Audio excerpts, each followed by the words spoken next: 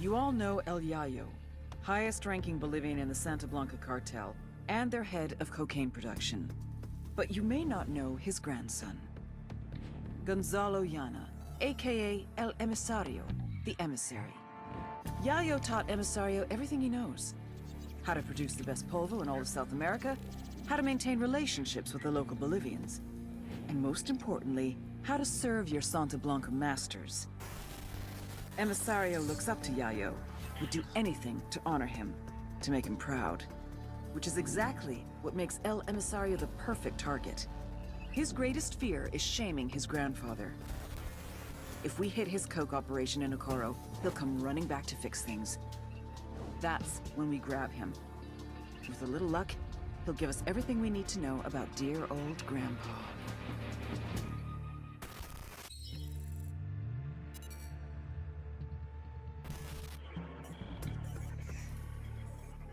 Ruperta Faro, Madre Coca. They used to grow coffee here in Tabacal, but the cartels made them switch to coca. A lot more profitable. If you ever tried to snort Italian roast, you'll know why. Spoiler alert, this is frowned upon at coffee shops. Don't ask. Madre Coca grew up as a raspachina, a coca picker. When it comes to illegal coca farms, there's no such thing as child labor laws. It was brutal, backbreaking work. She had a son whom she'd always dreamed would move on to better things. He didn't. Young Pablo died from a coke overdose. How does a mother who grows coca deal with growing the product that killed her own kid? Most people see the error of their ways and move on to something else. For Madre Coca, it was the exact opposite. She took out her anger on the people of Tabacal, forcing them to endure the same hardships she had experienced. And like any tyrant, she expanded her empire. This led to resentment from the people, which she dealt with. With the backing of El Yayo, she became a very powerful woman in the cartel. A new twist on an age-old lesson. You don't fuck with mama.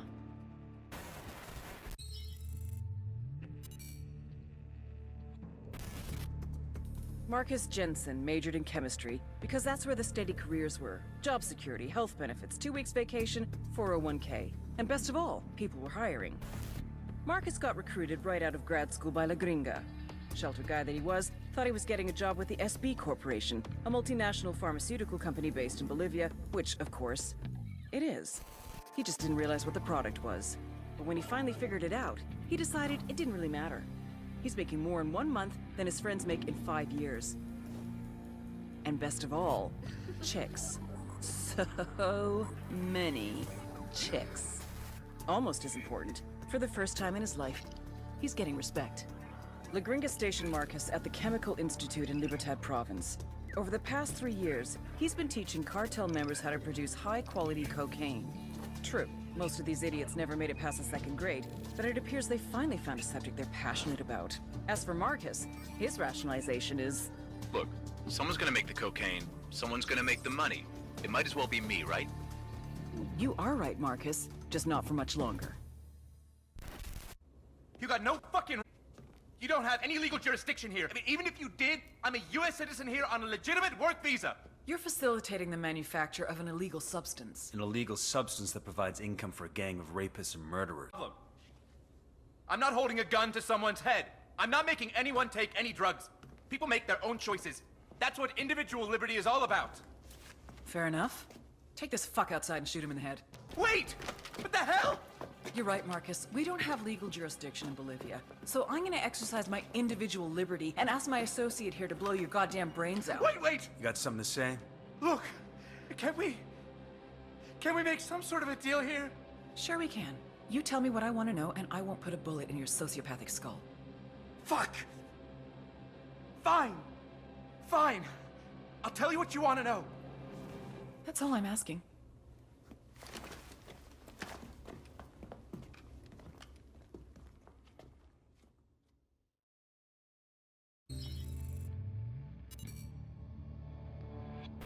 This is El Way. Real name, Pedro Gil. And I know the first question you're asking. What the fuck happened to him? You know what pyrolusite is, right? Yeah, neither did I. Pyrolusite, key syllable pyro, by the way, is the shit they mine in Villa Verde province to turn coca leaves into high-quality cocaine. So what, you ask? Elway's father was a miner. His grandfather was a miner. His grandfather's father was a miner. Basically, Elway didn't have many options until El Boquita came along. You want to make some real money? Turns out he wanted to make some real money. Turns out, in fact, he was ambitious. Elway wanted to improve pyrolusite to produce the best cocaine the world has ever seen. Ever hear the expression, "it blew up in his face"? According to our sources, Elway is a generally affable guy. Good to his workers, cool with Unidad. Just don't ever, ever make a joke about his face. Ah, Mr. Elway, you are one ugly motherfucker. Chingado. I get it now. She like a spook, huh? Have a seat. Aguanta. Respect, fool. But lady, I'm not a snitch, right? I know you have to be macho and mouth off, but I'm gonna make you talk. Even if I have to burn off what's left of your face. We don't need to get rid of your body if we just cremate you. Hey, chill, okay? I'm sure I can spare a few tidbits. Everybody just relax.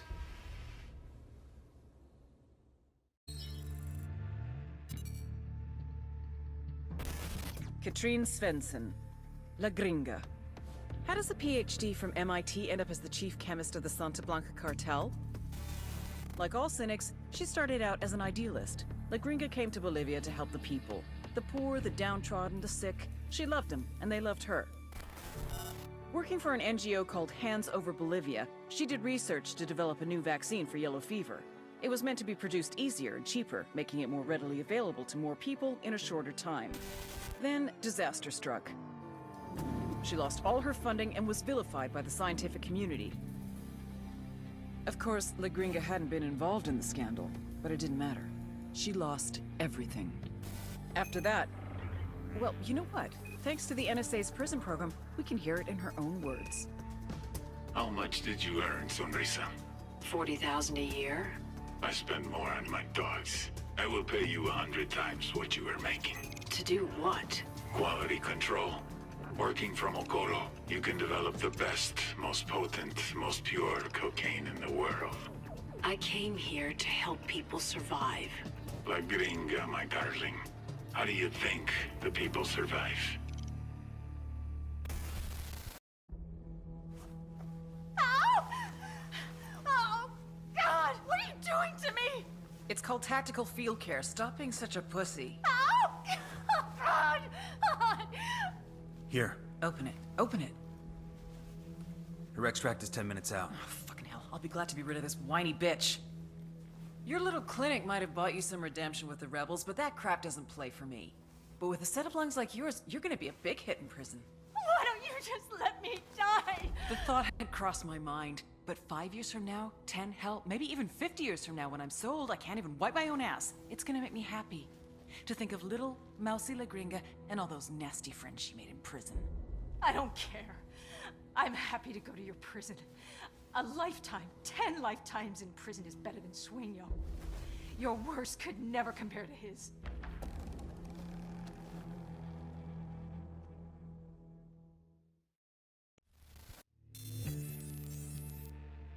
The Santa Blanca cocaine production pipeline, led by El Yayo. It all starts in the fields with the harvesting of the Erythroxylum novogranitens, aka the coca plant. Of the 200 known species of Erythroxylum, only 2 contain usable levels of cocaine, so you have to know what you're planting. El Yayo knows what he's planting. First, his people strip the leaves off the plant. Then the leaves are dried, finally chopped, and sent to the lab. That's where this chick comes in. La Gringa here is an American chemist with Mensa-level IQ and sub-zero morality numbers. They take the chopped leaves, dust them with lime. That's right, lime. Then pour diesel fuel all over them. Stir for 3 days. You can use a washing machine or a cement mixer, but Santa Blanca does it by hand. Then, They mix all this shit with sulfuric acid, a dash of caustic soda, and bam, cocaine paste. You dry it, chuck in more acid, and pretty soon you got powder. But now you have to purify it because no one wants to snort yellow powder. It's gross. So, a little more acid, some potassium permanganate, pyrolusite. Hungry yet? Filter it with ammonia and beautiful, pure white cocaine. But everyone knows how to do this, right? What makes Santa Blanca so special? What makes SB a brand? Because they figured it out. How to mass produce a custom product. Plant genetics, logistics, mechanization, state-of-the-art labs, reduction of redundancies, quality control, purity of chemicals, and, of course, the secret sauce. They're geniuses. They've taken coke production into the 22nd century.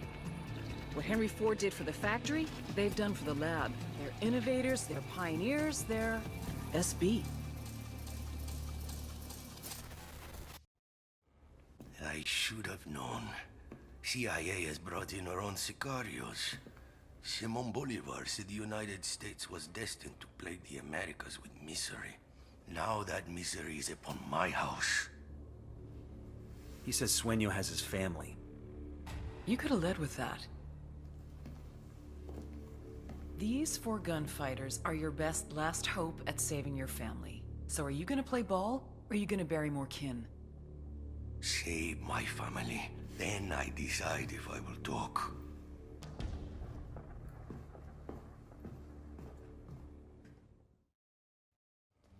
Adolfo. Mi Rosita, ¿estás bien? Sí, mi vida. Papa, what trouble had you gotten us into now, old We man? just got you out of trouble, kid. Don't expect us to believe that. Ustedes, blanquiñosos yankees, only bring problems to Bolivia.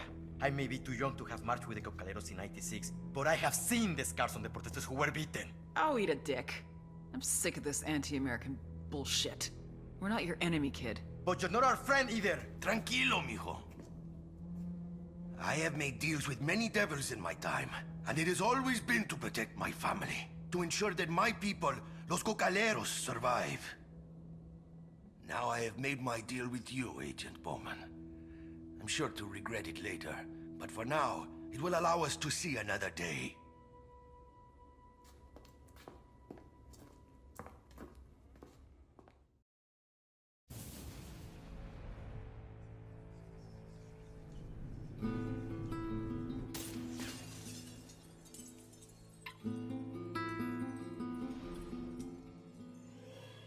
The great writer Balzac once said, "To have a family is to become hostage to fortune." I told El Yayo we had something in common. We're both too old to start over. Me to start a new organization. You to start a new family.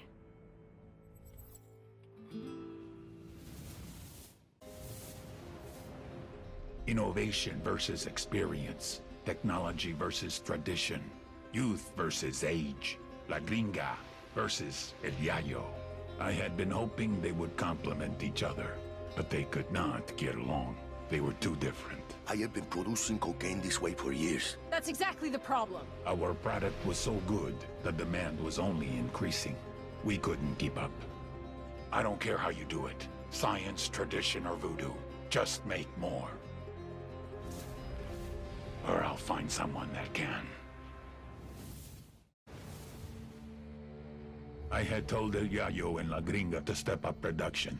They claimed they were doing their best. Obviously, I had not been clear enough.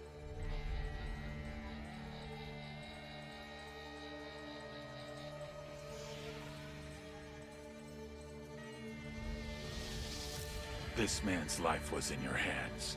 And this is what you've done with it. I can't do this anymore.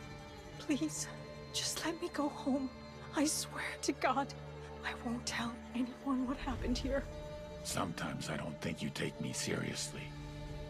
Next time I will show you how serious I can be. Desperate people make desperate mistakes. And I had made El Yayo and La Gringa desperate. I pressured them too much. But I had no choice. The attacks on our production were increasing. It was hurting our supply chain. If something was not done, we would lose our market share. So I pushed them to produce more coke. They couldn't do it. So they started to cut it, dilute it, lower the quality to increase the quantity. An understandable mistake, but a mistake nevertheless. I had spent years branding Santa Blanca. A quality product, the best in the world. A primo price for a primo product. Problem was, the product wasn't primo anymore. And someone had to pay for that.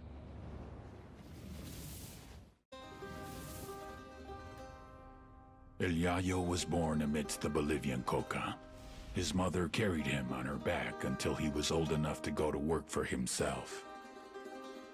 For decades, Yayo picked the leaves, fingers blistered, back aching, feet bleeding. But never, in all that time, did he once extract the alkaloids to make cocaine. To Yayo, the coca leaf was an ancient tradition, going back 8,000 years. A medicine, a culture, una planta sagrada. Of course, the Americanos had a different opinion. They called it Plan Dignidad, the Dignity Plan. Although Yayo was no more than a farmer, un cocalero, his world was left in ruins. With no other means available, he was forced to do the one thing that he vowed never to do. He was forced to produce cocaine. In the end, the Americans' efforts to stop cocaine production created one of the greatest cocaine producers to ever live.